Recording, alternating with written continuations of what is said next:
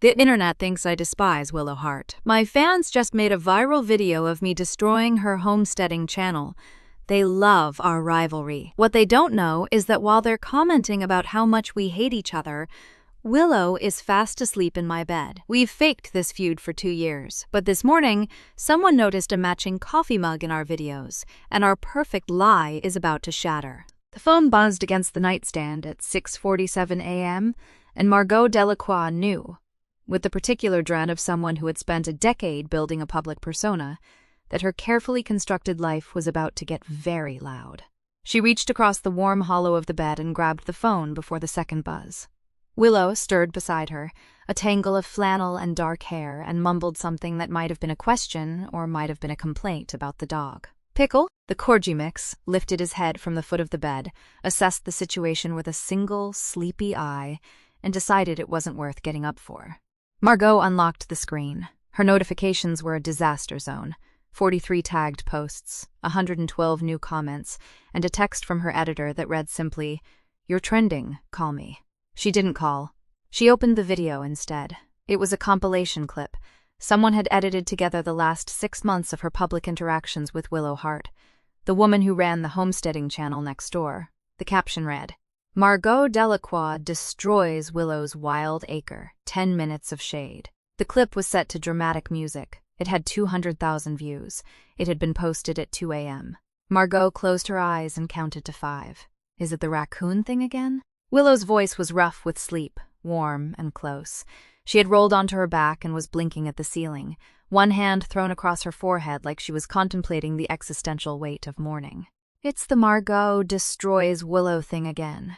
Willow snorted. "Did you at least destroy me stylishly? You made a face when I said your compost ratio was off. It's very dramatic. There's a violin. I stand by that face. Your compost ratio was Matt, quote, Margot turned her head and looked at the woman beside her. Willow Hart, internet wildcard, queen of the unpolished aesthetic, the woman whose entire brand was built on being the messy, honest, dirt-under-the-fingernails alternative to Margot's French country perfect homestead. Willow's hair was sticking up in 7 different directions. There was a crease from the pillow across her cheek.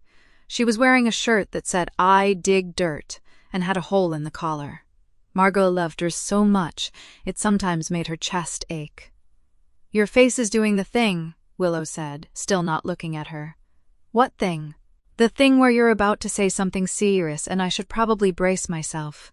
Margot set the phone down on the mattress between them. The video kept playing, muted now, a silent loop of Willow making a face at a compost bin while a violin swelled. "We need to talk about the comments." Willow finally turned her head. Her gray eyes were still half-lidded with sleep, but there was something alert underneath them now, a flicker of the sensitivity she worked so hard to hide. "Which comments? The ones saying I'm a hack? The ones saying you're a snob? Or the ones saying we're secretly in love and there's photographic evidence involving a very suspicious coffee mug?" "There's a mug?" "Honey, there's been a mug for 3 months. I bought it at a thrift store and it's got a chip in it and it matches the one in your morning routine video. The internet has noticed. The internet has a whole thread about our mugs." Margot pressed her fingers to her temples. She had built a career on control, on precision, on making everything look effortless and intentional, and somewhere along the way she had built this too, this impossible, ridiculous, beautiful double D thick life where she woke up every morning next to the woman she was supposed to be publicly destroying. "Okay," she said, exhaling slowly. "Okay, the mug is fine. The mug is a coincidence. We can handle the mug." "The mug is not fine. The mug is evidence." "Willow, I'm just saying. If we're gonna keep doing this," Willow gestured vaguely at the ceiling, at the bed, at the entire arrangement of their lives, "the mug is the least of our problems." Margot didn't have an answer for that. Because Willow was right, and they both knew it. The secret wasn't sustainable. Every week there was a new near miss, a glimpse of Pickle's tail in the background of a video, the same rain pattern on both their windowsills, the way they both posted about the same storm at the same time. The fans were starting to notice. And the fans, as Margot had learned over a decade of content creation, were very good at noticing. But the alternative, telling the truth, was a door she wasn't ready to open. "I'll post a response," she said, picking up the phone again. Something measured. Something that makes it clear I have nothing but professional respect for you and your... She glanced at the video, at the freeze frame of Willow's affronted face. Your very passionate opinions about compost. Professional respect. Willow's voice was flat. That's the phrase I'm going with. Professional respect, Willow repeated, and then she laughed, a real laugh, low and warm, the kind that crinkled the corners of her eyes.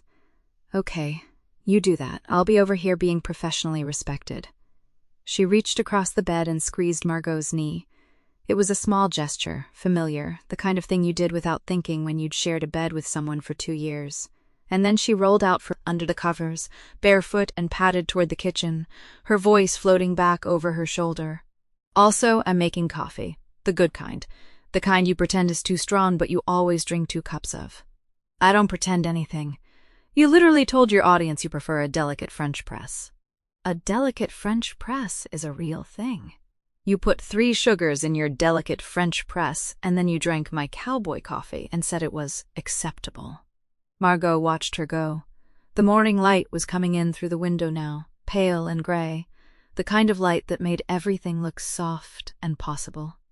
Pickle had finally decided to get up and was trotting after Willow, his nails clicking on the hardwood floor. The phone in her hand buzzed again. A new notification. She looked down. Her editor had posted a reply to the trending thread. It read, Margot Delacroix has no comment at this time. But she wishes Willow Hart the absolute best in her future endeavors. We're all about community here at Delacroix Homestead. Margot stared at it for a long moment. Then she typed a response, her thumbs moving fast and precise. Please take that down. We don't need to pour gasoline on this. I'll handle it. She hit send. She set the phone face down on the nightstand, and she lay back against the pillows, listening to the clatter of mugs in the kitchen, the low murmur of Willow talking to the dogs, the sound of a kettle starting to whistle. 2 years. They had been doing this for 2 years, and every morning Margot woke up expecting the thread to pull loose, expecting someone to figure it out, to expose the lie, to make her choose between the life she'd built and the life she actually wanted. She didn't know which one she'd pick. From the kitchen, Will called. Hey, you want eggs? Margot closed her eyes. Yes. Good, because I'm making a lot. The dogs are helping. Willow. It's fine. They're supervising. And just like that, the morning went back to being ordinary. The video would keep trending. The comments would keep fighting. The fans would keep choosing sides in a war that didn't exist. But for now, there was coffee. There were eggs. There was the sound of Willow humming something off-key while the dogs barked at a squirrel outside the window. Margot got up. She pulled on Willow's discarded flannel from the chair by the door, the one she would never wear on camera, the one that smelled like wood smoke and cedar and home. And she went to join the woman she loved in the kitchen of the house the internet didn't know they shared. The phone buzzed one more time, forgotten on the nightstand. A new comment on the trending video. I don't know, guys. They're either enemies or they're married. There's no in between. Margot didn't see it.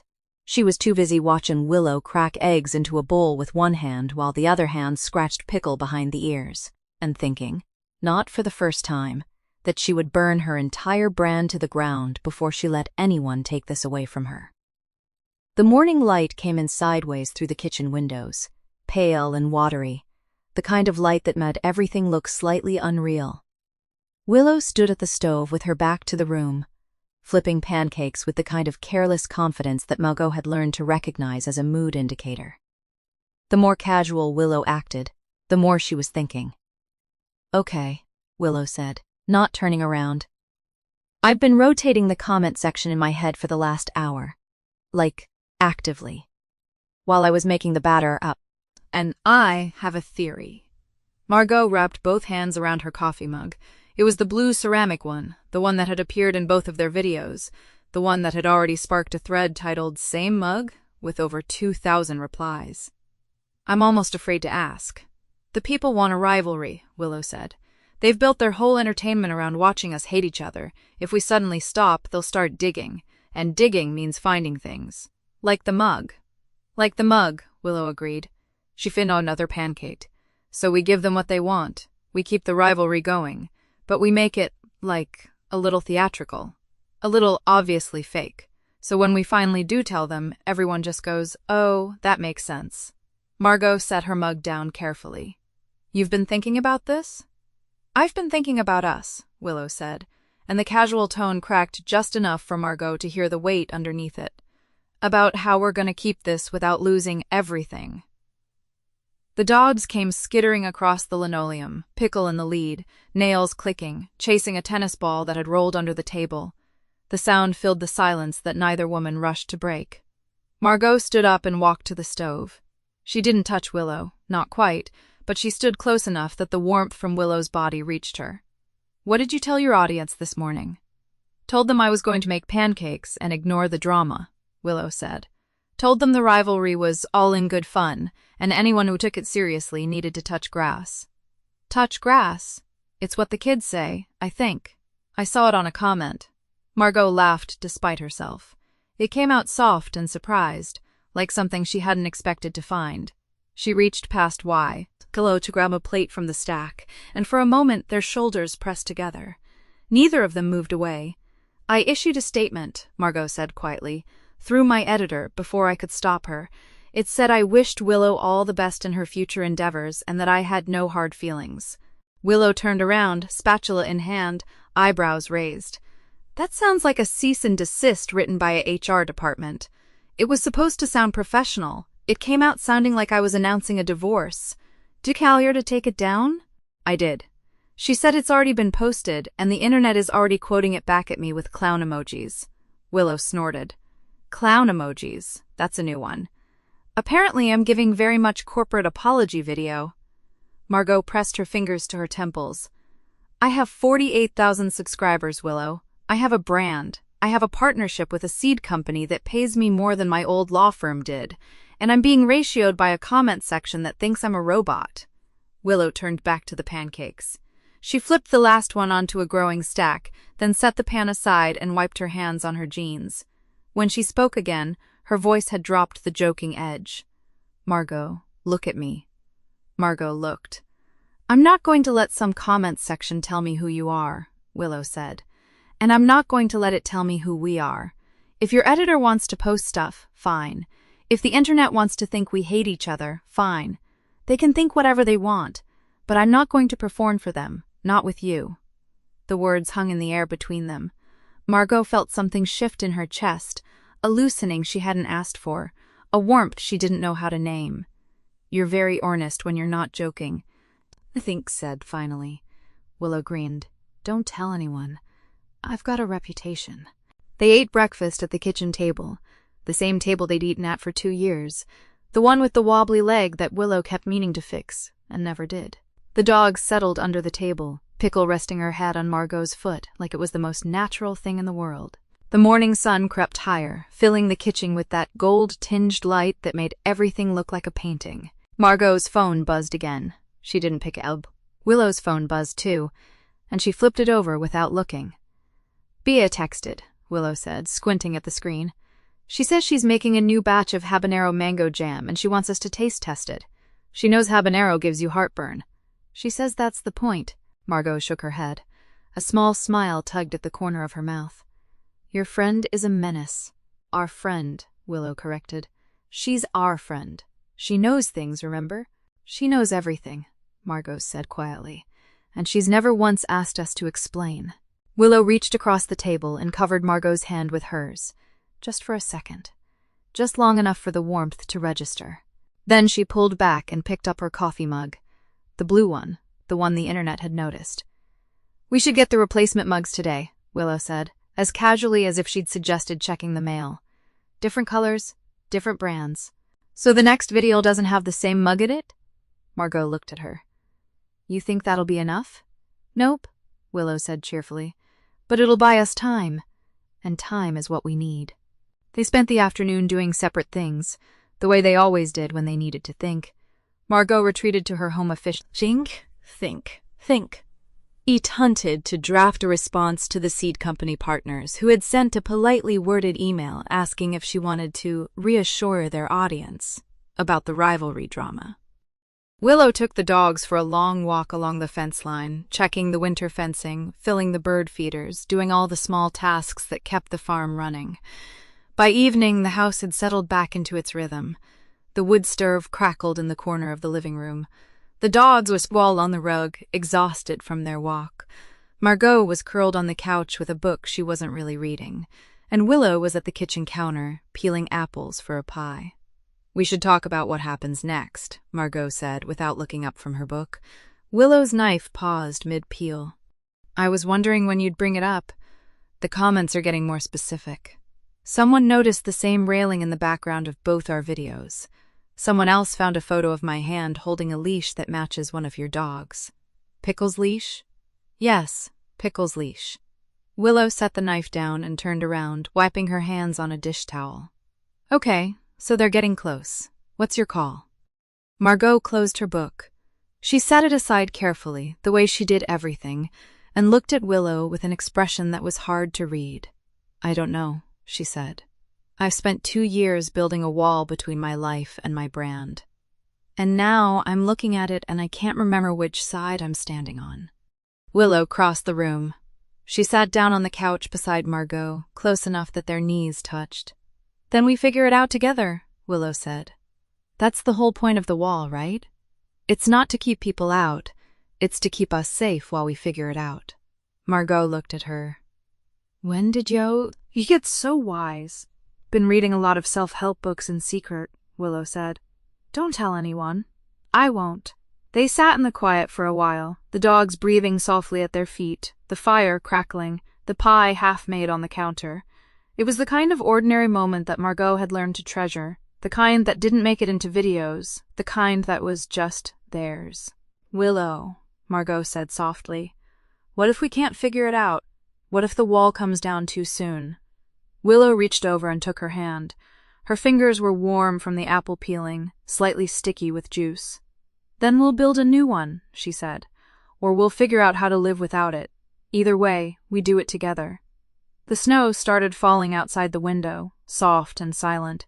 The first flakes of what the weather report had promised would be a significant storm. Neither of them noticed. They were too busy sitting in the quiet, holding hands, pretending not to know that the wall between them and the world was already starting to crack. Chapter 3. The Unseen Kindness. The storm hit harder than the forecast promised. By 9 that night, the wind was screaming through the valley, and the temperature had dropped to a raw, biting 17 degrees. Margot was in her office, reviewing a sponsorship contract when she heard it. A low, groaning sound from the direction of the chicken coop, followed by the unmistakable crack of wood giving way. She was out the door before she finished thinking. The snow was already 6 inches deep and climbing, and the wind ripped through her wool sweater like it was tissue paper. She could see the coop in the beam of her phone flashlight. The roof had collapsed on one corner, and the hens were scattering in panic, feathers flying, tiny bodies pressy. "Think against the wire mesh." No, she muttered, wading through the drifts. She dropped to her knees in the snow, reaching through the gap in the broken roof, trying to coax the terrified birds out. Her fingers were numb within seconds. The wind stole her breath. She could feel panic rising in her chest, that familiar, humiliating panic that always came when something went wrong and she couldn't fix it fast enough. She didn't hear the truck pull up. She didn't hear the door slam. She only became aware of Willow's presence when a pair of heavy work gloves landed in the snow beside her, and a familiar voice said, "You're going to lose your fingers, genius." Willow was already kneeling beside her, a pry bars in one hand and a roll of heavy-duty tarp under her arm. She was wearing her ridiculous orange beanie, the one with the pom-pom, and her cheeks were flushed bright red from the cold. She didn't ask what happened. She didn't tell Margot to calm down. She just started working, wedging the pry bars under the collapsed beam and heaving it aside with a grunt. "I was on a live stream," Willow said, her voice strained with effort. "Had to tell 40,000 people I had a plumbing emergency." "You didn't have to come," Margot said, her teeth chattering. Willow shot her a look. It was too dark to read it fully, but Margot caught the shape of it, a raised eyebrow, a half-smile. "Right," Willow said, "because I'm famous for letting you handle things alone." The work was brutal. The wind had turned the tark into a sail, and it took both of them, bracing their bodies against the gusts, to get it secured over the damaged section of roof. Margot held the nails while Willow hammered them in, their breath fogging in the cold, the hens finally settling into a nervous, clucking heap, fetal in the corner. By the time they finished, Margot's hands were completely numb. Her sweater was soaked through. Her hair had come loose from its braid and was plastered to her face with snowmelt. She was certain, absolutely terrible. Willow was not much better. Her beanie had vanished somewhere in the snow, and her hair was a wild, tangled mess. But she was grinning, that ridiculous, lopsided grin that Margot had seen 1,000 times but never got used to. "There," Willow said, slapping the tart one last time. "Good as new." "Well, good as a tart-covered disaster, anyway." "Thank you," Margot said. Her voice came out smaller than she intended. She cleared her throat. "You didn't have to. I could've what?" Willow cut her off. "Called a repair service at midnight in a blizzard? Yeah, that would have been a great video." She pulled off her gloves and shoved them into Margot's hands. "Here, your fingers are the color of a frozen turkey." Margot looked down at the gloves. They were still warm from Willow's hands. "You'll freeze," she said. "I'm a Texan. I'm built for heat." Willow was already walking toward her truck. "Go inside. Take a hot shower. I'll check on the chickens tomorrow." "Willow." Margot took a step forward. Something in her chest ached, and she wasn't sure if it was the cold or something else. "Stay. At least for a cup of coffee." Willow paused at the truck door. For a moment, Margot thought she would say yes, but then Willow shook her head, snow scattering from her hair. "Bee might post something," Willow said. "She's been dropping hints all week. You know how she gets." She climbed into the truck and rolled down the window. "Sleep well, Delacroix. Don't let the chickens haunt you." The truck rumbled off into the snow. Ty, holding these difference for Agris Merkenblut. Thinking ask my laxes eiders rispying fitix, still forward and talking well captor sweeting, desponding the clothes and the worm. Slacking the second passion underspart a big wig and hannel, pating a slap at the valenity gad. Thinking as a kind son, but $2 road, a savia espended a time is to be self on it duffin app. Something that is won the ever-lended pister of the death. She take the lotic into the white Margauze. And the sun cabs that chanked about the praster aved, but it had caught Willow's truck pulling in. It had caught Willow jumping out, running toward the coupe, the orange beanie a bright spot in the white.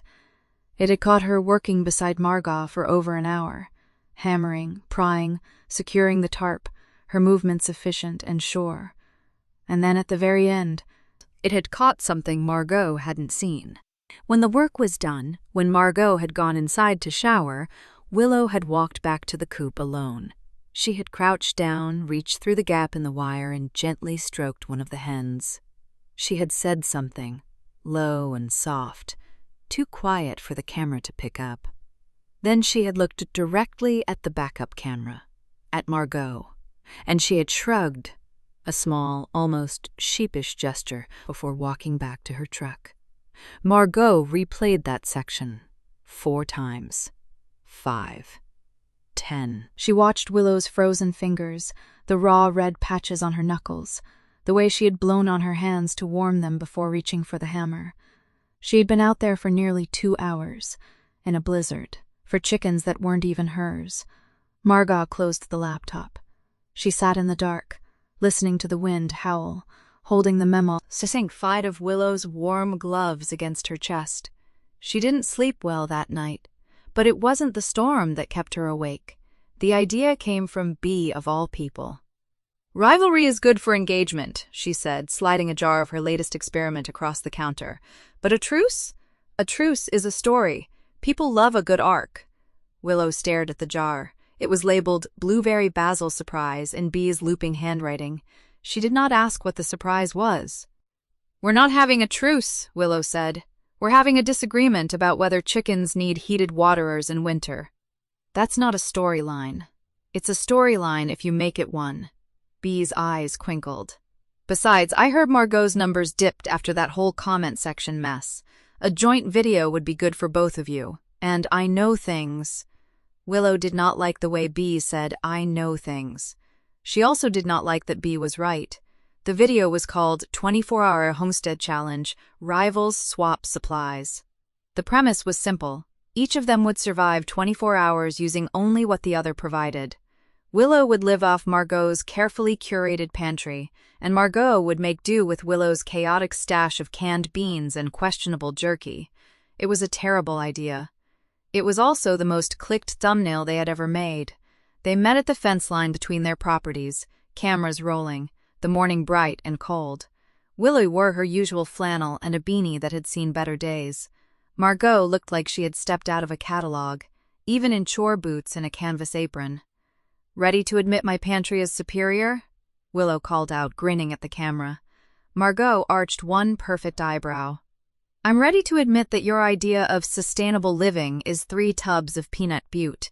Think in a bag of frozen tater tots. Those are survival essentials. They are not. Tell that to my freezer." The cameras caught their banter, the easy rhythm of 2 people who had done this dance before. What the cameras did not catch was the way Margot's shoulders relaxed when Willow laughed, or the way Willow's grin softened at the edges when she thought no one was looking. They swapped supply baskets at the fence. Willow handed over her basket of chaos, a jar of honey from her bees, a bag of coffee beans, a half-eaten bag of pretzels, and a single potato that had started to sprout. Margot looked at the potato. "Is this a threat? It's a garnish. This potato has eyes. Then it's watching you. Consider it a companion." Margot pressed her lips together, fighting a smile. She was losing. The camera caught that too. The real problem started when they had to shoot the friendly exchange segment. The plan was simple. They would sit at a fold-out table between their properties, share coffee, and discuss their rivalry like civilized women. The plan did not account for the fact that they only had one wireless microphone between them.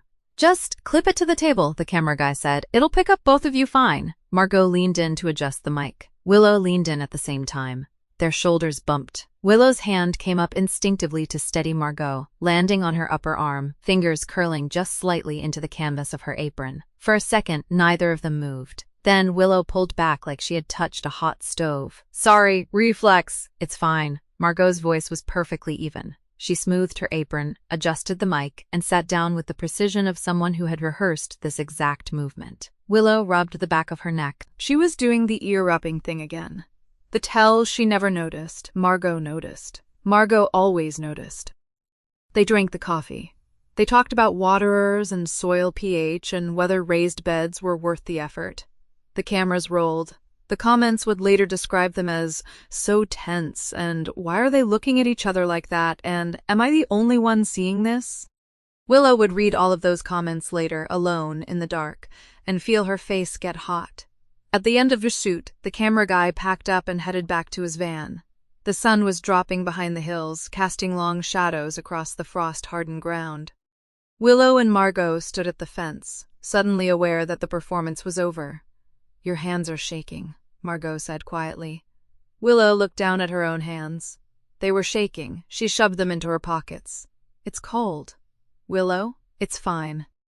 Margot stepped closer, close enough that Willow could smell the coffee on her breath, the cedar soap she used, the faint sweetness of the honey she had been taste-testing all day. "You were out in that storm for 2 hours," Margot said. "You never told anyone. You never posted it. You could have gotten a lot of views out of that." Willow shrugged. "It was just fixing a roof." "It wasn't just fixing a roof. You missed a live stream. You lied to your audience." "About a pipe." It was a small lie. "Willow." The name hung between them, soft and unguarded. Willow felt her ears go red. She cursed her own body, its inability to keep her feelings invisible. "Look," Willow said. "You needed help. I helped. That's what people do when they care about. When they're neighbors. That's what neighbors do." Margot didn't correct her. She didn't say, "Neighbors don't hold each other's hands in their slumum dark," or "neighbors don't fall asleep on each other's shoulders watching old movies." She just looked at Willow with an expression Willow couldn't quite read, and then she said, "Thank you, for the roof, and for the lie." Willow swallowed. "Don't mention it." And Margot, because she was Margot, said, "I don't think I'll be able to stop mentioning it." That night they lay side by side in Margot's bed, the same bed they had shared for 2 years, the same bed the internet knew nothing about. The room was dark except for the pale glow of the moon through the window. Pickle was curled up at the foot of the bed, snoring softly. Willow stared at the ceiling. She was thinking about the camera guy, about the footage, about the way Margot's arm had felt solid and warm under her hand. "You okay over there?" Margot's voice was low, sleepy, a little rough. "Yeah, just thinking." "About?" Willow hesitated. "About how weird it is pretending to be strangers all day." Margot was quiet for a moment. "It's not pretending. They don't know us. That's different." "Is it?" "I know you," Margot said. "I know you leave the coffee pot on all night. I know you talk to Pickle like she's a person. I know you hum when you're nervous, and you're humming right now." Willow stopped humming. She hadn't realized she was doing it. "See?" Margot murmured. "I know you." In the dark, Willow reached out. Her fingers found Margot's tentatively, questioning. Margot's hand turned, paw up, and Willow's fingers slid into the space between hers. They held hands under the blanket. Neither of them spoke. Neither of them pulled away. Pickle shifted, resettled, and let out a contented little huff. In the morning there would be comments to read and footage to review, and a relationship to keep hidden. But, for now, in the dark, with Margot's fingers warm against hers, Willow let herself breathe. It was enough. It was almost enough. She fell asleep to the sound of Margot's breathing, to the steady rhythm of a heart that beat in time with her own, to the quiet thought that maybe, someday, they wouldn't have to pretend anymore. The morning light came in pale and thin through the bedroom curtains. Willow woke first, as she always did, and for a long moment she just lay there, watching Margot sleep with her face half buried in the pillow. The phone on the nightstand buzzed, then buzzed again, then started vibrating in a steady, insistent rhythm that meant the internet had decided something was important. Willow reached for it, squinting against the brightness. Margot stirred beside her, mumbled something in French, and pulled the blanket over her head. "Go back to sleep," Willow whispered, thumb already scrolling. Then she saw the notifications, and her blood went cold. The top post was from a homesteading blog with a modest following but a loud voice. The headline read, "Margot Delacroix was one of Willow Hart's first Patreon sponsors. Here's the receipt." Willow clicked it. There were screenshots, old screenshots from 2 years ago, showing a monthly donation of $200 from an account registered to M. Delacroix. The blog had done the math. They'd cross-referenced the email. They'd connected it to Margot's business address. The post ended with a single line. So, are they actually friends? Or is the rivalry just for clicks? Willow set the phone down carefully, as if it might explode. "Margot," she said, her voice rough with sleep. "Wake up." Margot emerged from the blanket, blinking. "What time is it?" "It's not about the time." Willow held up the Picanort. "Bon, it's about this." Margot read the screen. Her face went very still. That particular stillness was something Willow had learned to recognize. It was the mask Margot put on when she was trying not to feel anything at all. "It was a business decision," Margot said quietly. "I believed in her content." "Her?" Willow's voice cracked on the word. "You mean me." "You've been paying me for 2 years and you never said anything?" "You needed the money, and you wouldn't have accepted it if you'd known it was from me." Margot sat up, pulling the blanket around her shoulders like armor. "It wasn't a secret, Willow. It was a practical arrangement." "A practical arrangement?" Willow stared at her. "You've been secretly funding my channel while we pretended to hate each other on the internet, and that's just practical?" Margot's jaw tightened. "I didn't want you to feel indebted to me, but I do now. I feel indebted to you now, except it's worse, because I found out from a blog post instead of from you." The words hung in the air between them. Pickle, sensing the tension, whined softly from the foot of the bed. Margot opened her mouth, closed it, and then said, "I'm sorry. That's not how I wanted you to find out." "How did you want me to find out, Margot?" "Because I can't think of a version of this story where I'm not the last one to know." Margot's eyes were bright, but she didn't cry. She never cried, not in front of Willow. "I wanted to tell you. I just never found the right time." Willow wanted to be angry. She wanted to hold on to the hurt, to let it burn into something fiercer. But she looked at Margot, sitting there with the blanket around her shoulders and her perfect hair a mess. And she remembered the way Margot had said, "I couldn't stop thinking about yell in the snow." "Okay," Willow said finally. "Okay, We'll deal with this, but I need you to be honest with me about one thing. Margot looked up. What? Was it ever really about the money, or were you just trying to take care of me without letting me know? Margot didn't answer. She didn't have to. An hour later, Margot was sitting in front of her computer, staring at her own face in the preview window. She was going live. Not with a prepared statement. Not with a polished video. Just her, in her kitchen, with a cup of coffee that was going cold. 3 minutes, her manager said through her earpiece. Just confirm the sponsorship, say it was a friendly gesture, and rack it up. Don't answer questions about the rivalry. Don't engage with speculation. Margot nodded. She looked at the chat window, already filling up with comments.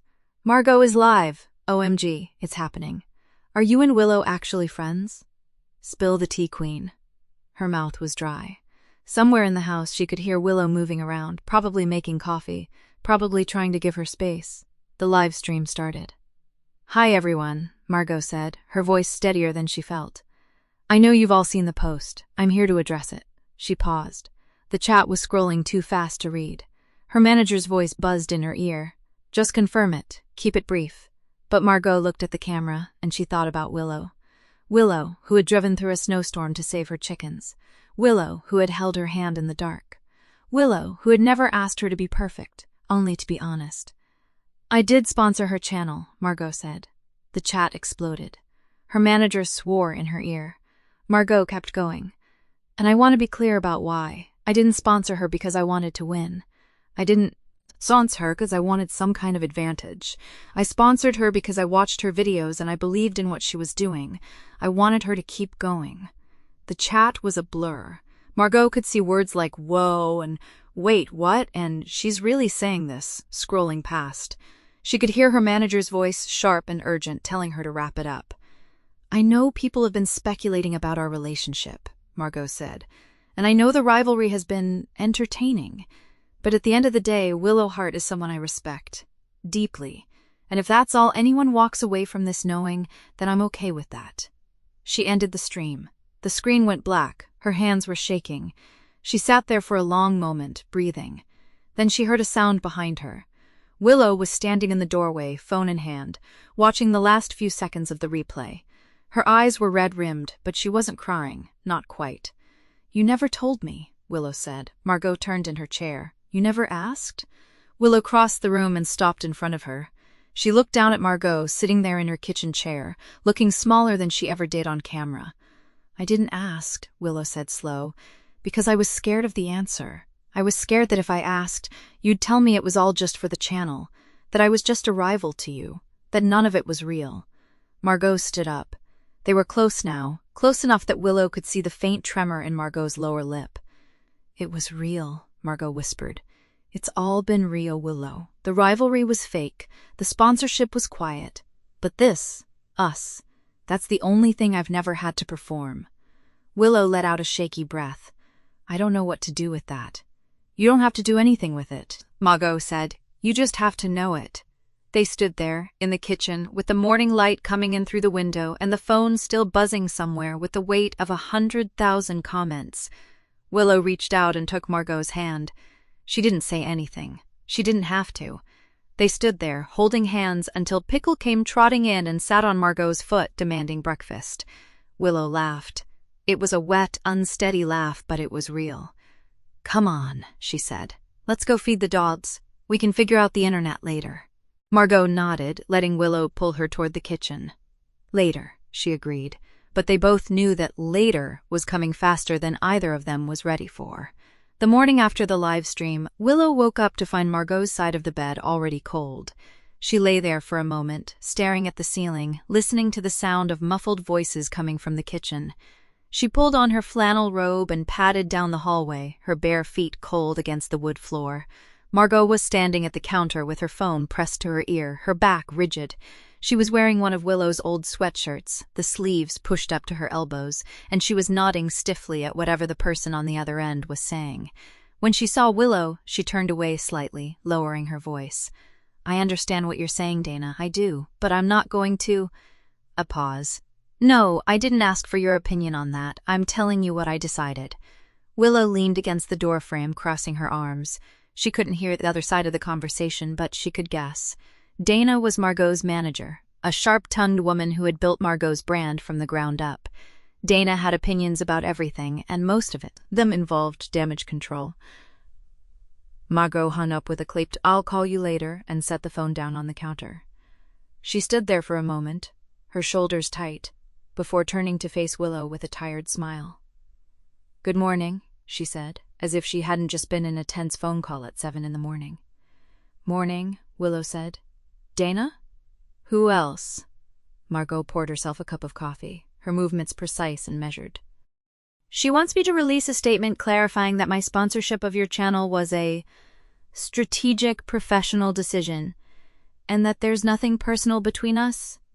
Willow raised an eyebrow. "And what did you say?" "I said I'd think about it." "You won't, though." Margot took a sip of her coffee. "No, I won't." Willow walked over and leaned against the counter next to her, close enough that their shoulders almost touched. "What else did she say?" Margot was quiet for a moment, then she said, "She thinks we should stop engaging with each other publicly. No more joint videos, no more friendly rivalry bits. She wants me to go back to being the polished, untouchable version of myself that people subscribe to." "That sounds like a great plan," Willow said dryly. "Very authentic." Margot let out a small, humorless laugh. "That's the thing, isn't it? I built an entire career on being authentic. The perfect homestead, the perfect aesthetic, the perfect life. And now the most real thing I've ever said on camera was about you." Willow's chest tightened. She didn't know what to say to that, so she said nothing. She just reached over and took the coffee mug from Margot's hands, took a sip, and handed it back. Margot looked at her for a long moment. Then she set the mug down and said quietly, "There's something else." Willow waited. "The comments," Margot said. "The live stream blew up, and there's a gossip blogger who posted a thread last night. They're comparing the backgrounds in your videos and mine. Same window trim, same dog bowl, same coffee mug." Willow's stomach dropped. "Same coffee mug?" "I didn't realize you could see it in the background of my September video," Margot said, her voice carefully even. "But apparently someone noticed." Willow ran a hand through her hair. "Shit. Yeah." They stood there in silence for a long moment. The morning sun was coming through the window, casting long shadows across the kitchen floor. Pickle trotted in and sat between them, looking up expectantly. "So what do we do?" Willow asked. Margot picked up her mug again, wrapping both hands around it. "I don't know yet, but I think we need to decide, and soon, whether we're ready to stop hiding." Willow didn't answer. She didn't know how to answer. The thought of telling the internet, of telling everyone that the rivalry was a performance and the love was real, was terrifying in a way she couldn't quite articulate. She had spent 2 years building a persona that was loud and brash and unbothered. The idea of letting people see the quiet, uncertain parts of her felt like standing naked in a snowstorm. But the idea of losing Margot was worse. Later that afternoon, Willow had a scheduled live stream on her channel. It was supposed to be a Q&A about winter vegetable storage, but the chat was already flooded with questions about Margot before she even sat down. She stared at the screen for a long moment, reading the messages scrolling past. "Are you and Margot actually friends? That coffee mug looks familiar. What's the real story between you two? Why did she sponsor your channel?" Willow took a breath. She could feel her ears getting hot, which she knew from experience meant they were turning red. She resisted the urge to touch them. "Okay, so a lot of you are asking about the whole Margot thing," she said, forcing her voice to stay light. "Look, the truth is, Margot and I have a complicated history, but she's been good to me. That's all I'm going to say about it." The chat exploded. "Good to you? Elaborate. Oh my God, they are friends." "That's not a no, Willow." Willow bit the inside of her cheek. She had promised herself she wouldn't lie on camera anymore, but she also wasn't ready to tell the truth. "She's my neighbor," she said finally, which was technically true. "We look out for each other, that's it." The chat did not believe her. The chat was, in fact, extremely skeptical.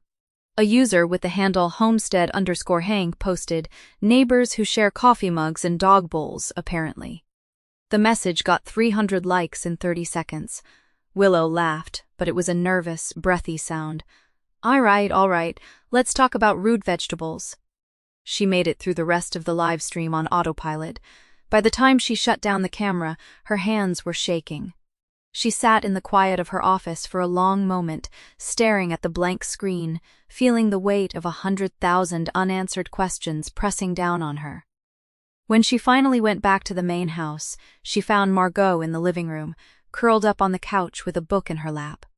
Pickle was sprawled across her feet. Margot looked up when Willow walked in, and something in her expression softened. "How bad was it?" she asked. Willow dropped onto the couch beside her, letting her head fall back against the cushion. "Bad enough. They're not buying the neighbors thing." Things with her book aside. "I got a call from a journalist this afternoon. They're working on a story about the secret relationship between YouTube's biggest homesteading rivals. They don't have confirmation, but they're asking questions." Willow closed her eyes. "So what do we do?"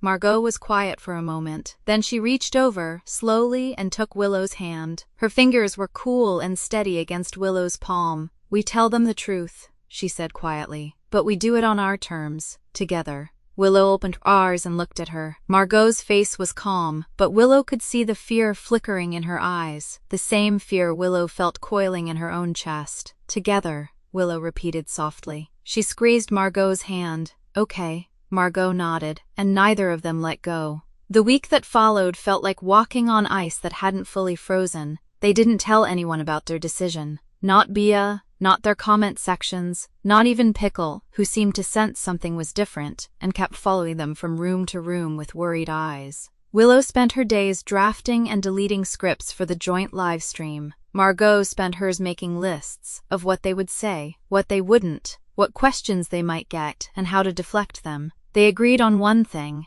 they would tell the truth. They just hadn't figured out how to say it without breaking each other's hearts in front of 40,000 strangers. On Thursday night, they were sitting on the couch with a shared laptop, reviewing a timeline of their relationship that Margot had quietly put together. "So we start with the sponsorship reveal," she said, scrolling. "Then we address the living situation. Then we answer questions." Willow watched her face in the glow of the screen. Margot looked composed, as always, but her left hand was twisting the hem of her sweater, a habit Willow had learned to read months ago. "You okay?" she asked. Margot nodded without looking up. "I'm fine." Willow opened her mouth to push further, but at that moment, her phone buzzed on the coffee table. Then Margot's phone buzzed. Then the laptop pinged with a notification. They both looked at the screens. The same video thumbnail stared back at them, a woman with honey blonde hair and a bright, practiced smile. The title read, "Sending love to Margot and Willow. You two are so brave." Willow felt her stomach drop. She knew exactly who that was. Everyone knew who that was. Margot went very still. Her hand stopped twisting her sweater and just rested there, frozen. "Don't watch it," Willow said quickly. "It's a trap. She's just trying to get attention." But Margot was already clicking play. The video was 4 minutes long, and in those 4 minutes, Corinne, former fiancé, former co-host, the woman who had turned Margot's life into a punchline 3 years ago, smiled at the camera and said all the right things. She called them inspiring. She said she always knew Margot had it in her to be vulnerable. She wished them all the happiness in the world. It was perfectly, poisonously kind. Every sentence was a small knife wrapped in a compliment. "Remember when you used to say you'd never do sponsored content?" Corinne said, laughing lightly. "Now look at you. Sponsored by love itself. So proud of you, babe." The video ended. The comments section was already filling up with people who didn't know the history, people who thought this was sweet, people who were tagging Margot and Willow and saying, "Oh." Even her ex is supportive. Margot closed the laptop. Her face was completely blank. "Margot," Willow said softly, "I need some air." Margot stood up and walked out the back door, leaving it open behind her. The screen doors swung shut with a soft click that felt louder than it should have been. Willow sat there for a long moment, staring at the empty doorway. Then she got up, went to the kitchen, and grabbed an apple from the bowl on the counter. She took her time peeling it, the same way she'd learned to take her time with a spooked horse, slow and steady. No sudden movements. She found Margot sitting on the steps of the back porch, arms wrapped around her knees, staring out at the dark shape of the barn. The night air was cold and sharp with the smell of wet hay. Willow sat down next to her, not too close, and held out the first slice of apple. Margot didn't take it. "She always does this," she said, her voice flat. "Every time I start to feel like I've moved on, she shows up. Not to apologize, just to remind me that she knows me, that she has a piece of my history that I can't take back." Willow didn't say anything. She just held the slice of apple out a little further. Margot took it, finally, and bit into it without looking at her. "I thought if I was perfect, no one could hurt me again," she said quietly, more to the night than to Willow. "I built this whole life around being able to prove that I was fine, that I didn't need anyone, that I was so put together that the people who left me would regret it." She swallowed, then laughed, a small, broken sound. "But I'm not fine. I'm sitting on my porch at midnight, eating an apple, scared to tell the internet that I love you because of what she might say next." Willow peeled another slice and handed it over. "She doesn't get a vote," she said. "She never did. You don't know her like I do." Margot's voice cracked. "She knows exactly which buttons to push. She's going to watch that live stream and she's going to find something to twist." "Let her twist," Willow said. "She's going to find something to twist, no matter what we do. That's what she does. That's who she is." Margot was quiet for a long time. The night crickets filled the silence. Willow kept peeling the apple, slice by slice, and Margot kept eating them, even when her eyes went glassy and her jaw tightened. "I'm scared, Willow." The words came out small, like a confession she'd been holding for years. "I'm scared of being seen as a mess. I'm scared of being wrong. I'm scared that if everyone knows the real me, they'll leave, like she did." Willow set the apple down. She turned to face Margot, and for a moment she just looked at her, this sharp, poised, beautiful woman who had built a fortress out of perfect lighting and curated captions, crumbling gently in the dark. "You're not perfect," Willow said softly. "I know. I've seen you leave the coffee pot on all night. I've seen you cry over a dead tomato plant. I've seen you sneeze around pickle and pretend it's allergies." Margot let out a wet, reluctant laugh. "Still here," Willow finished. "Every single day, still here." Margot set the apple slice down and looked at her. The moonlight caught the tear tracks on her face, but she wasn't hiding anymore. She reached out and took Willow's hand, her fingers cold and trembling. "Okay," she whispered. "Okay." They sat there until the sky started to gray. Neither of them said anything more. Willow finished peeling a second apple, and Margot ate every slice, and at some point, Pickle padded out through the screen door and curled up at their feet. When they finally went inside, the sun was just starting to rise over the valley. Margot paused at the kitchen counter and looked back at Willow, who was yawning into the collar of her flannel shirt. "I don't know how to thank you," Margot said, "for not saying the right thing, for just sitting there." Willow shrugged, one corner of her mouth lifting. "That's what she never understood," she said. "You don't need someone to fix you, you just need someone to stay." Margot crossed the kitchen and kissed her, soft, slow, and guarded. When she pulled back, her eyes were red but steady. "I'm ready," she said. "For the live stream, for all of it." Willow smiled. "We'll do it together." "Together," Margot repeated, and this time the word didn't sound like a risk. It sounded like a promise.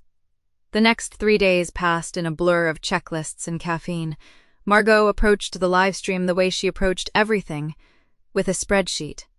Willow found it both endearing and exhausting. "You have a tab for talking points and a tab for what not to say and a tab for emergency exit strategies," Willow said, reading over her shoulder.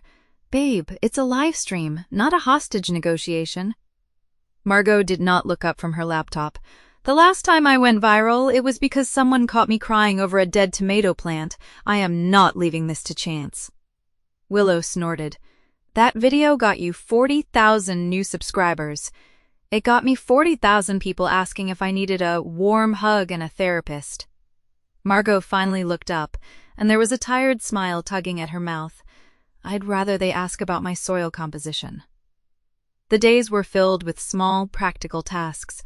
They moved a second camera into the living room, tested lighting angles, and argued about whether the dog bowl should be visible. Bill thought it should. Margot thought it was too obvious. They compromised by putting it in the frame but not drawing attention to it, which Willow pointed out was the same thing. "Pickle is part of the story," Willow said, scratching the dog behind the ears. "She's been here for both of us. She deserves her moment." Margot looked at the dog, then at Willow, and something in her expression softened. Okay, she gets her moment. Corinne's video continued to circulate. Margot refused to watch it again, but Willow found her one evening staring at her phone, thumb hovering over the play button. "You don't have to do that to yourself," Willow said quietly, sitting down beside her on the porch steps. "I know." Margot locked the phone and set it face down on the wood. "I just keep wondering what she's getting at. She never does anything without a reason." Willow nudged her shoulder. "Her reason is probably that she saw you were happy and couldn't stand it. That's the whole trick with people like her. They can't let you have a win without making it about them." Margot let out a long breath. "You're right. I know you're right. It's just—" She stopped, pressing her fingers to her temples. "She knows things about me. Things I told her when I thought we were going to spend our lives together. And now she's out there, drip-feeding them to strangers, and I can't do anything about it." "You can," Willow said. "You can get on that live stream and tell your own story first.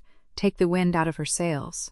Margot turned to look at her, and there was something raw in her eyes. "What if my story isn't interesting enough? What if I tell it and people just shrug?"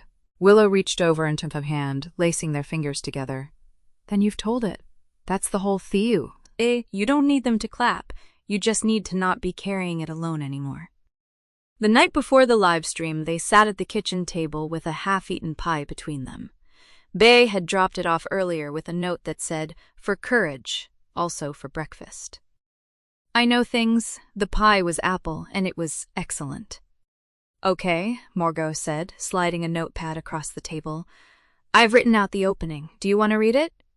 Willow picked up the notepad and scanned the neat handwriting. Her eyebrows rose. "You want to start with the sponsorship thing?" "I think it's the cleanest entry point. It's the question everyone's asking.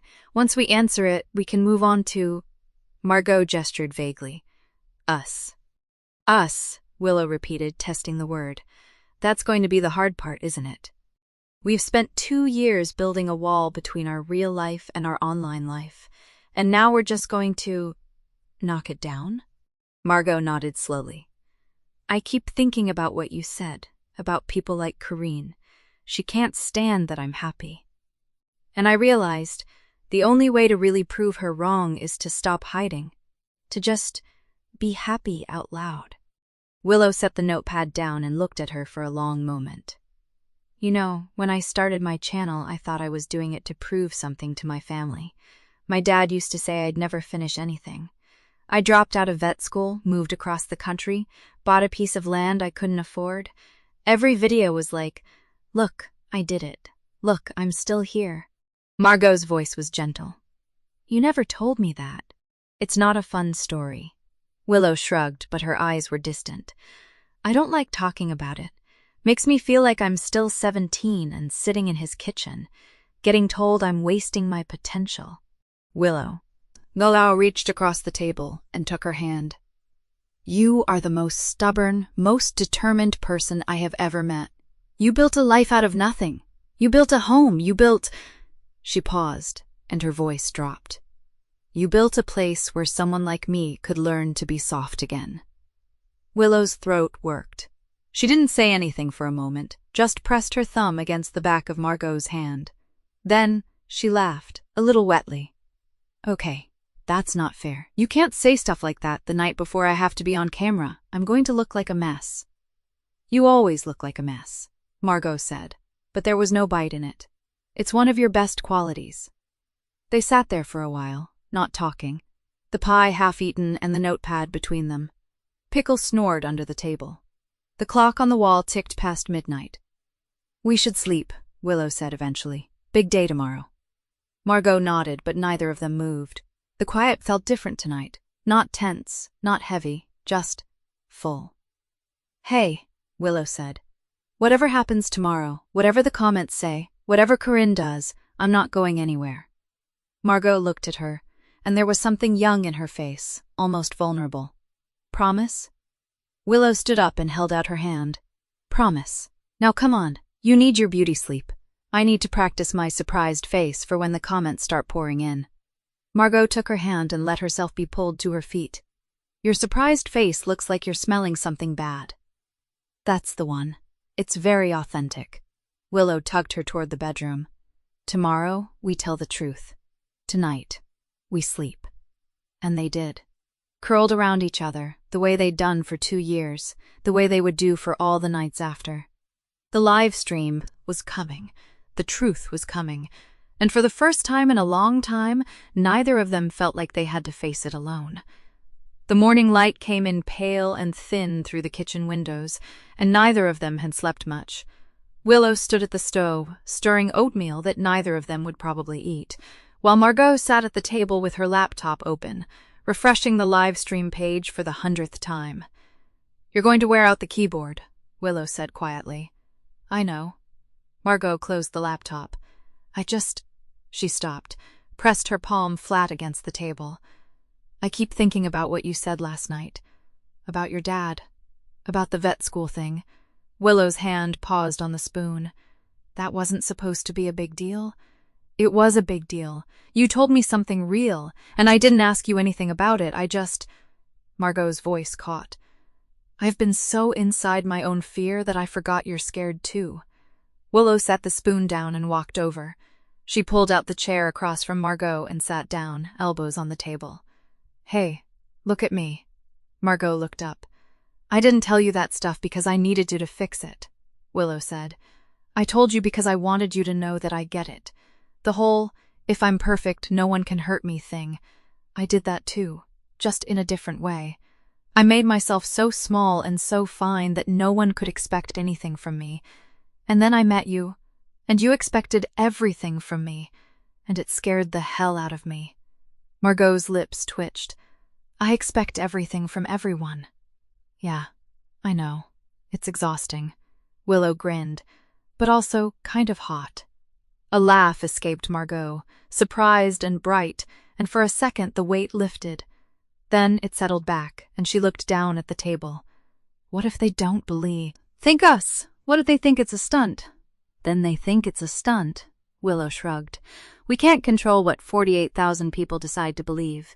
We can only control what we say, and what we say is the truth." Margot nodded slowly.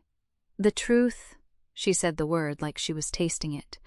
"I've spent 3 years making sure no one ever saw the real me, and now we're going to show everyone, live, with no editing." "I know, it's terrifying." Willow reached across the table and took her hand. "But I'll be right there next to you, and if you freeze, I'll do the talking.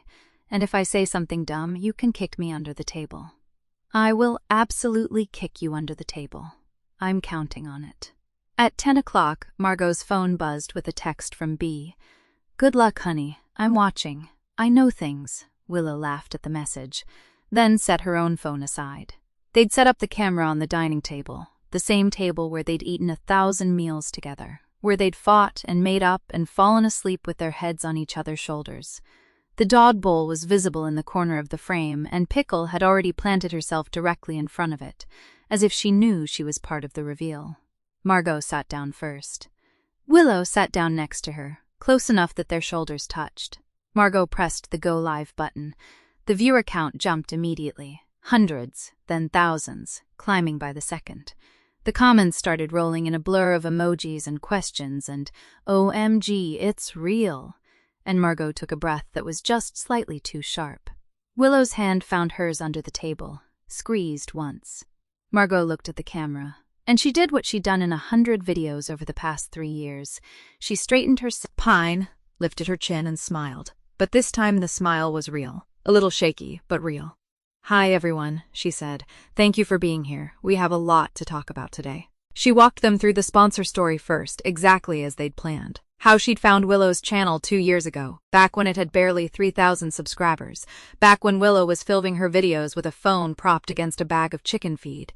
How she'd set up the anonymous sponsorship, because she believed in what Willow was doing, and because she didn't want the attention. "I didn't sponsor her because I wanted to win," Margot said. "I sponsored her because I wanted her to keep going, because her videos made me feel less alone, and I thought maybe—" She paused, swallowed. "Maybe if she kept going, I could too." The comments exploded.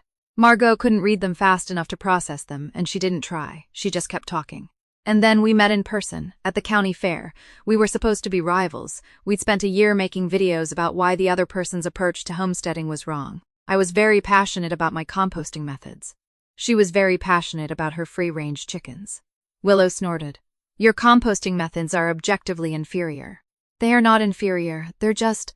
Margot caught herself and laughed, genuinely, the sound soft and surprised.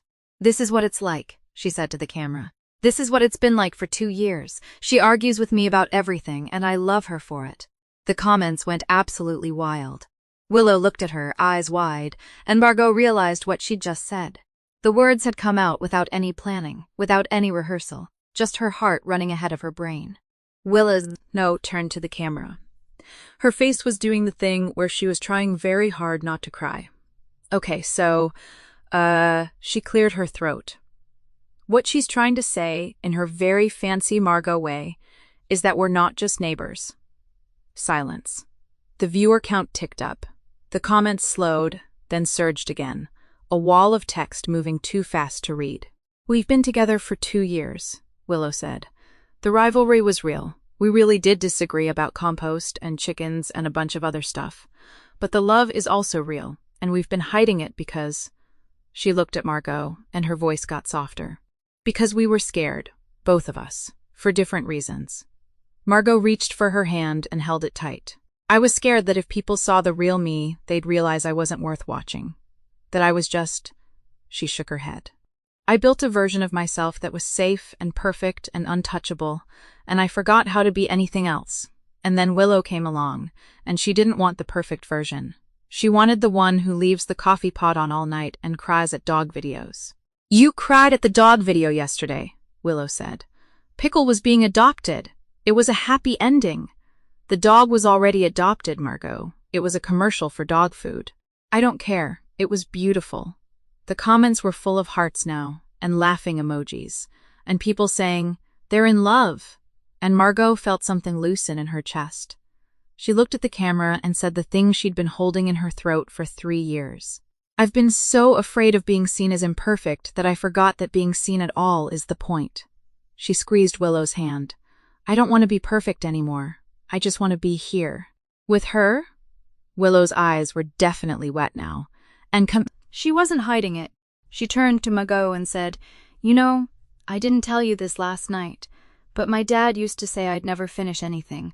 I dropped out of vet school because I couldn't handle the pressure. And I bought this land because it was cheap and I wanted to prove him wrong. And for a long time I was just surviving, making videos because I didn't know what else to do with myself. She took a shaky breath. And then you showed up at my door with a casserole and told me my chicken coop was structurally unsound, and I thought, this is the most annoying person I've ever met. And then I thought, I want to annoy her for the rest of my life. Margot laughed, and it came out wet. You told me my casserole was aggressively beige. It was aggressively beige. That's not a compliment, that's a fact. I put paprika in it. Paprika doesn't fix beige, Margot. The comments were crying, the comments were laughing, the comments were a beautiful, chaotic mess of love and emojis and people saying, this is the best live stream in the history of the internet. And then Margot saw it. A comment buried in the scroll from an account she recognized. Corinne's profile picture, 1 line. Funny, she said the same thing about me right before she got boring. Margot's breath caught. Willow felt it, looked at her, then looked at the screen. Her jaw tightened. Don't, Margot said quietly. Don't engage. Willow looked at her and something in her face softened. Okay, she said, but I want you to know. She's wrong. You were never boring. You were just scared. And scared isn't boring, it's just scared. Margot blinked, and a tear slipped down her cheek. She didn't wipe it away. I love you, she said. I love you so much it scares me. Willow leaned over and kissed her, right there in front of 48,000 people. It was a soft kiss, a real kiss, the kind that said everything they hadn't been able to say for 2 years. When they pulled apart, Willow said, Took you long enough? After the live stream ended, after the comments had been muted and the camera had been turned off, they sat at the table for a long time without moving. Pickle patted over and rested her head on Margot's knee. Margot reached down and scratched behind her ears. Well, Willow said, that happened. Corinne saw it. I know. Willow reached over and took her hand. Let her watch. Let her say whatever she wants to say. She doesn't get to have a say in our story anymore. Margot looked at her, and for the first time in 3 years, she didn't feel the weight of the past pressing down on her chest. She felt light. She felt seen. She felt like herself. I'm ready, she said, for whatever comes next. Willow stood up and held out her hand. Then come on. I'm making us grilled cheese sandwiches, the good kind, with the fancy cheese you like. That's not fancy cheese, that's just cheddar. It's fancy cheddar. Margot took her hand and let herself be pulled to her feet. The camera was off, the truth was out, and for the first time they didn't have to hide anything from anyone, least of all each other. 3 months later, the coffee pot in the kitchen at 2 Acres still got left on all night. The only difference was that now neither of them pretended not to notice who did it. Willow woke first, which was unusual. Margot was still asleep beside her, one arm thrown across Willow's chest, her face pressed into the pillow in a way that made her look almost young. The morning light came through the window in that soft, golden way that only happens Pan and White Spring, and for a minute Willow just lay there and watched her breathe. You're staring, Margot murmured, eyes still closed. I am not. You are. I can feel it. It's very loud. Willow grinned and pressed a kiss to the top of her head. You're so annoying in the morning. You're the one who left the coffee pot on. That was 3 days ago. Let it go. Never. The new joint channel had been live for 11 weeks. They'd merged their separate feeds into one, renamed it 2 Acres, 1 Bed, and somehow, against all odds, the internet had decided it was the best thing that had ever happened to the homesteading community. The subscriber count had tripled, sponsors were lined up around the block, and the comment sections, once battlegrounds of rival fan armies, had become something Willow still couldn't quite believe every time she read them. People sent them letters. Actual, physical, handwritten letters, telling them stories about coming out to their own families, about showing their parents the live stream and saying, "See, this is what it looks like when you stop hiding?" Margot kept every single one in a wooden box that Willow had carved for her in February. They still argued on camera, that part hadn't changed, and neither of them wanted it to. They argued about compost ratios and about whether pickle was allowed on the furniture and about the correct way to hang a gate. They argued about a particularly aggressive shade of beige paint that Margot had ordered for the barn door, which Willow had called aggressively beige, on camera, which had spawned an entire meme format that neither of them fully understood. But the arguments always ended the same way now. Willow would say something ridiculous. Margot would roll her eyes, trying not to laugh.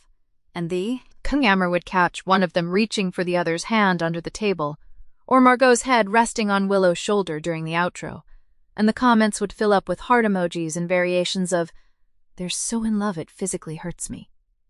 The morning after the live stream, they'd woken up to a notification that Margot's subscriber count had passed 500,000. She'd stared at the number for a long time, and then she'd said, very quietly, "I think I finally understand what it's for." What it's for. The channel, the perfect videos, all of it. She'd looked at Willow, and her eyes had been soft in a way that Willow would never get tired of. "I think I was building a castle so I wouldn't have to live in a house. But houses are where people actually live." Willow had made her a cup of coffee, and they'd sat on the porch in their pajamas, and neither of them had said anything for a while. It had been enough. The thing about the live stream, Willow thought now, watching Margot finally stir and blink awake, was that it hadn't actually changed anything between them. Not really. They'd been in love for 2 years before the whole world knew about it. They'd built a life together out of shared dinners and fixed fences and quiet nights on the couch with 3 dogs and 1 too small blanket. What had changed was the way Margot stood in her own skin. She laughed more. She let herself be filmed with bedhead and no makeup, in sweatpants that had a hole in the knee, mid-argument with a stubborn goat. She'd stopped reshooting her segments until they were flawless. She'd started leaving the mistakes in. Because, as she'd said in a video that had been viewed over 1 million times, "I spent a long time thinking that being loved meant being impressive. It turns out, it just means being here." Willow had watched that video in the living room with Pickle on her lap and tears running down her face, and she'd called Margot in from the garden just to hug her for no reason. "The internet wants us to do another joint challenge," Margot said now, sitting up and squinting at her phone. Someone suggested we trade farms for a week and see who does better. That's stupid. We've been living together for 2 years. There's no trading anything. It's all our farm. Exactly, that's why it's funny. Margot set the phone down and looked at her. Willow, are you okay? You're looking at me weird. I'm looking at you normal. You're just not used to being looked at. I'm used to being looked at by millions of people. Yeah, but I'm looking at you like I know you. Margot's expression softened. She reached across the bed and took Willow's hand, tracing the calluses on her palm with her thumb. I know you do, she said quietly. That's the whole thing, isn't it? You know me and you're still here. Always. They sat there for a moment, the morning light filling the room, the dogs beginning to stir in their baskets downstairs. Somewhere in the distance, a rooster crowed. It was a completely ordinary morning, and Willow found that she was quietly happy. Hey, Willow said, you never told me what you think about Corinne's comments. Margot was quiet for a moment. I think, she said slowly, that she sent that message because she wanted to get under my skin, and for a long time it would have worked. I would have spent the whole night wondering if I was still boring, if I was still the person she said I was. She squeezed Willow's hand. But then I looked at you, and I realized I didn't care what she thought anymore. I care about Will and you think. I care about what I think of myself when I'm standing in our garden at sunset. That's enough. Good, Willow said, because I was going to make you a sign that said, boring women say boring things and hang it in the chicken coop. You absolutely were not. I absolutely was. But I won't, since you're being all emotionally mature about it, Margot laughed. And it was the kind of laugh that started in her chest and worked its way out, the kind that Willow had only heard in the privacy of their home. She'd heard it more and more lately. They got up, made coffee together, and went downstairs to let the dogs out. The kitchen was a mess, as usual. There were seed packets scattered across the table, a half-finished carving of a bird on the windowsill, and the fancy cheddar from the night before still sitting on the counter, wrapped in a slightly stained cloth. Breakfast? Willow asked. Grilled cheese, Margot said. You're not allowed to make it. Last time you burned it and blamed the stove. The stove was very hot that day. It was set to medium. A technicality. Margot rolled her eyes, but she was smiling, and she was still smiling when Willow came up behind her at the stove and wrapped her arms around her waist. The camera on the counter was off, but it didn't matter. The truth wasn't something they performed anymore. It was just something they lived. Hey, Willow said, her chin on Margot's shoulder. Thank you for being brave. Margot turned her head and kissed her, soft and unhurried. Thank you for waiting. I wasn't waiting. I was just living my life, and you happened to live it with me. That's the same thing. Maybe it is. The grilled cheese was perfect, and the coffee was strong, and the dogs barked at a passing squirrel, and the morn saw tapping was ordinary and warm and exactly what they'd been building toward all along. They didn't know what Corinne would do next. They didn't know what the internet would do next. But it didn't matter, because whatever came, they'd face it together, in a house that had become a home, with no more walls left to hide behind. Margot? Yeah? I'm glad we told them. Margot set down her sandwich and looked at Willow, and her eyes were bright and full and entirely unguarded. Me too, she said. I'm glad I get to be seen, especially by you. Willow reached across the table and took her hand. Especially by me, she repeated, and also by about 1,000,000 strangers, but you know, small steps. Margot laughed again, and the sound of it filled the kitchen, and the morning, and the rest of their lives. We finally built a home where we don't need walls. The cameras are off, the truth is out, and we are exactly where we belong. Thank you for sharing this journey with us. Where in the world are you watching this from? Drop your city or country in the comments below.